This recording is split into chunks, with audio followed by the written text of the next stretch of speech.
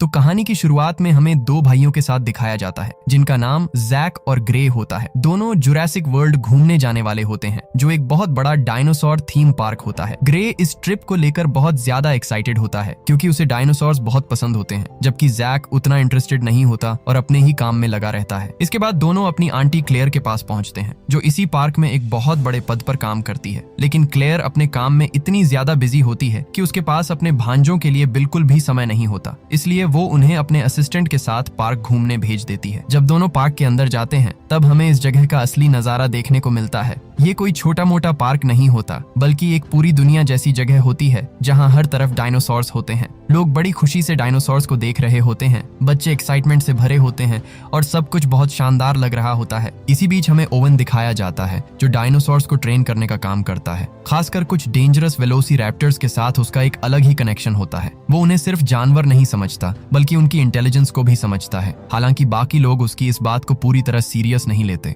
दूसरी तरफ क्लेयर और बाकी साइंटिस्ट्स एक नए डायनासोर प्रोजेक्ट पर काम कर रहे होते हैं। क्योंकि अब लोगों को साधारण डायनासोर्स में पहले जैसा एक्साइटमेंट नहीं रहा, इसलिए पार्क वालों ने जेनेटिक एक्सपेरिमेंट करके एक नया और पहले से ज्यादा डेंजरस डायनासोर बनाया होता है जिसका नाम इंडोमिनस रेक्स होता है। ये डायनासोर बाकी सभी डायनासोर से अलग होता है। ये बहुत ज्यादा बड़ा, बहुत ज्यादा चालाक और बेहद खतरनाक होता है। लेकिन क्लेयर और कंपनी के लोग इसे सिर्फ एक अट्रैक्शन की तरह देख रहे होते हैं ताकि ज्यादा से ज्यादा लोग पार्क में आए। एक दिन जब साइंटिस्ट्स इंडोमिनस रेक्स के इंक्लोजर को चेक कर रहे होते हैं तब उन्हें लगता है कि डायनासोर शायद वहां से भाग गया है क्योंकि इंक्लोजर के अंदर कुछ अजीब निशान दिखाई देते हैं। ये देखकर तुरंत पैनिक शुरू हो जाता है। ओवन को बुलाया जाता है ताकि वो सिचुएशन समझ सके। लेकिन जैसे ही वो अंदर जाकर चीजें चेक करता है अचानक उन्हें पता चलता है कि इंडोमिनस रेक्स एक्चुअली इंक्लोजर से भागा नहीं था। वो वहीं मौजूद होता है और बस बहुत चालाकी से छिपा हुआ था। कुछ ही सेकंड में वो हमला कर देता है और वहां मौजूद लोगों को बेरहमी से मारना शुरू कर देता है।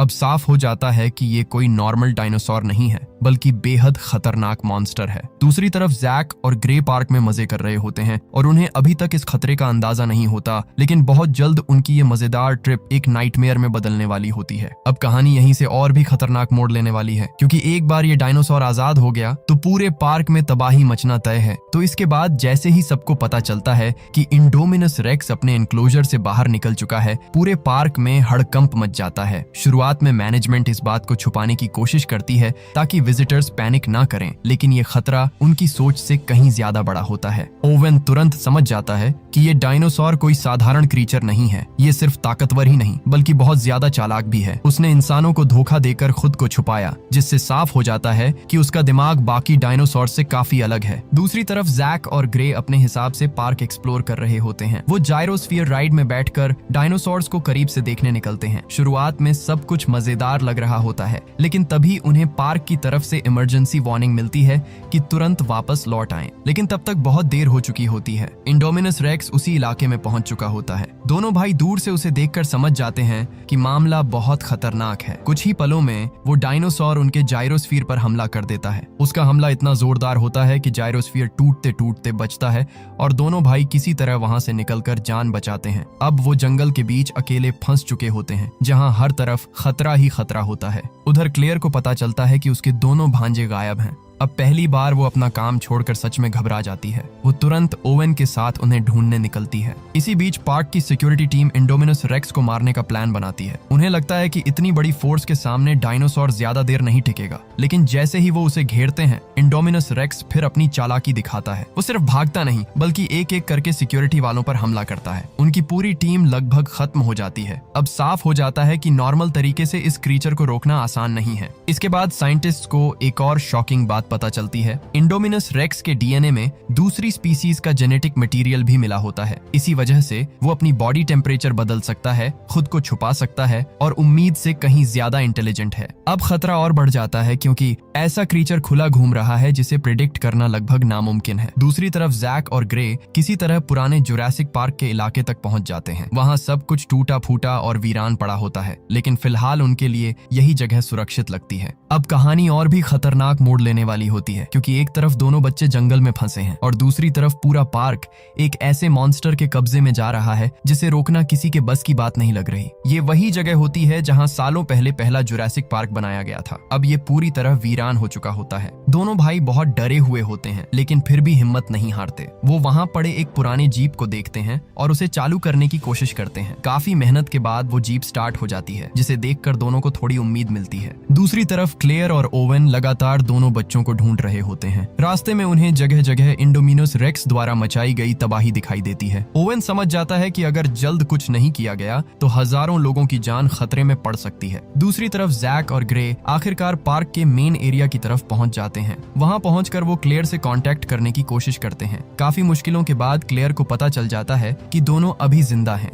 इसके बाद क्लेयर और ओवन तेजी से उनकी तरफ बढ़ते हैं। काफी भाग दौड़ और खतरे के बाद आखिरकार वो दोनों बच्चों तक पहुंच जाते हैं। क्लेयर अपने भांजों को सही सलामत देखकर इमोशनल हो जाती है, लेकिन उनकी राहत ज्यादा देर नहीं टिकती, क्योंकि उसी समय कुछ उड़ने वाले डायनासोर पार्क पर हमला कर देते हैं। पार्क में जितने भी लोग होते हैं वो इधर उधर भागने लगते हैं, लेकिन तभी क्लेयर की असिस्टेंट को एक डायनासोर उठाकर ले जाता है और पानी में फेंक देता है। तभी सारे डायनासोर पानी में उतरकर क्लेयर की असिस्टेंट को मारने लगते हैं, लेकिन तभी पानी में से मोसासॉरस ने दोनों को निगल लिया। ये देखकर जैक और ग्रे दोनों डर जाते हैं, लेकिन कुछ ही देर में वहां पर सिक्योरिटी टीम आ जाती है और उनके साथ ओवन भी होता है और वो डायनासोर पर फायर कर देते हैं। लेकिन तभी अचानक से एक डायनासोर ओवन पर हमला कर देता है। तभी क्लेयर ओवन को बचा लेती है। दूसरी तरफ हॉस्किंस नाम का एक आदमी प्लान बनाता है कि वेलोसिरैप्टर्स की हेल्प से जायंट इंडोमिनस रेक्स को मारेगा। जब ओवन को यह बात पता चलती है कि वेलोसिरैप्टर्स की मदद से इंडोमिनस रेक्स को मारा जाएगा, ओवन गुस्से में आकर हॉस्किंस को जोरदार पंच मारता है, क्योंकि वह ये नहीं चाहता था कि वेलोसिरैप्टर्स जंग के मैदान में उतारे जाएं।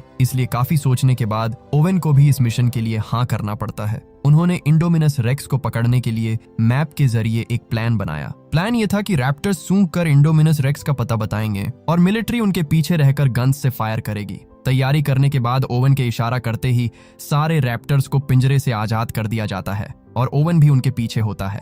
फिर तभी सारे रैप्टर्स अचानक रुक जाते हैं। तभी सारे सैनिक छुप जाते हैं और सामने की तरफ गन तान देते हैं, लेकिन तभी कुछ ही देर में वहां पर इंडोमिनस रेक्स आ जाता है और रैप्टर्स भी इंडोमिनस रेक्स को नहीं मारते हैं और ओवन के खिलाफ खड़े हो जाते हैं। तभी ओवन को ये बात पता चलती है कि इंडोमिनस रेक्स के डीएनए में रैप्टर्स का भी डीएनए मिला हुआ है। तभी हॉस्किंस उन्हें ऑर्डर देता है कि फायर कर दो और वो फायर करने लगते हैं। लेकिन जब सैनिकों ने देखा कि डायनासोर्स जंगल की तरफ भाग रहे हैं और वो भी उनके पीछे जंगल की तरफ चले जाते हैं, कुछ ही देर में सारे सैनिक रैप्टर्स के हाथों मारे जाते हैं। यह देखकर क्लेयर घबरा गई और वह तुरंत अपनी गाड़ी स्टार्ट करके वहां से जाने लगी, लेकिन तभी गाड़ी का दरवाजा खुला होने के कारण दोनों भाई बहुत ज्यादा डर जाते हैं। उन्होंने अपने पास ही रखा फायर एक्सटिंग्विशर उठाया और बाहर फेंक दिया। तभी कुछ ही देर में वहां पर ओवन भी आ जाता है। फिर तभी जल्दी से वो लैब की तरफ जाने लगते हैं, लेकिन दूसरी तरफ सभी लोग जहाज के जरिए पार्क छोड़कर जा रहे होते हैं। लेकिन अब तभी ओवन और बाकी लोग लैब पहुंचे तो वहां पर कोई नहीं होता है, क्योंकि सारे लोग पहले ही चले गए होते हैं। लेकिन तभी वहां पर रैप्टर्स भी आ जाते हैं और उन्हें पूरी तरह से घेर लेते हैं। ब्लू नाम का रैप्टर ओवन पर हमला नहीं करता है। उन रैप्टर्स को याद आ जाता है कि यह तो हमारा ट्रेनर है और वो ओवन की बात मानने लगते हैं। लेकिन तभी वहां पर इंडोमिनस रेक्स आ जाता है और वह ब्लू पर हमला कर देता है। ओवन के इशारा करते ही 2 रैप्टर्स इंडोमिनस रेक्स पर अटैक कर देते हैं। इंडोमिनस रेक्स बहुत ज्यादा बड़ा होता है, इसलिए वह उन दोनों को मार देता है। लेकिन तभी क्लेयर ने एक प्लान बनाया और उसने कंट्रोल सेंटर पर कॉल लगाया। उसने कहा कि टी रेक्स का जो पिंजरा है उसको खोल दो। टी रेक्स आजाद होते ही क्लेयर टी रेक्स को अपने साथ इंडोमिनस रेक्स के पास पहुंचा देती है। फिर टी रेक्स और इंडोमिनस रेक्स दोनों आमने सामने होते हैं। टी रेक्स और इंडोमिनस रेक्स के बीच खुली जंग शुरू हो जाती है। टी रेक्स बहुत ज्यादा बूढ़ा होता है, इस वजह से इंडोमिनस रेक्स बनाया गया था। इसी वजह से इंडोमिनस रेक्स टी रेक्स पर भारी पड़ रहा होता है। इंडोमिनस रेक्स टी रेक्स को मारने वाला होता है, लेकिन तभी वहां पर रैप्टर ब्लू आ जाता है। ब्लू उस पर चालाकी से हमला कर देता है। फिर तभी कुछ ही देर में टी रेक्स ने भी हमला कर दिया और उसे पानी के पास फेंक दिया। तभी अचानक पानी में से निकला मोसासॉरस इंडोमिनस रेक्स को अपने मुंह में दबाकर पानी में ही ले गया। और दोस्तों, इसी के साथ यह मूवी यहीं पर खत्म हो जाती है।